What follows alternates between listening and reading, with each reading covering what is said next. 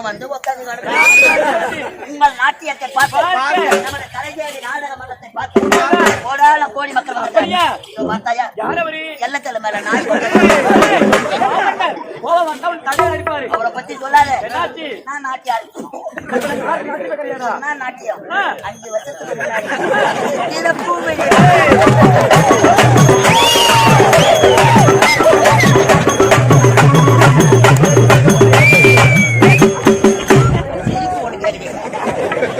சிறப்பான நாட்டியம்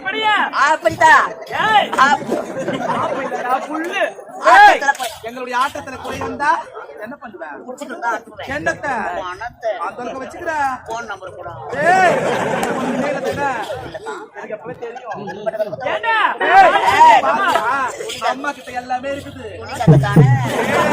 நான் தான் பார்த்தேன் மேல அவுத்து காய வச்சிருப்பேன்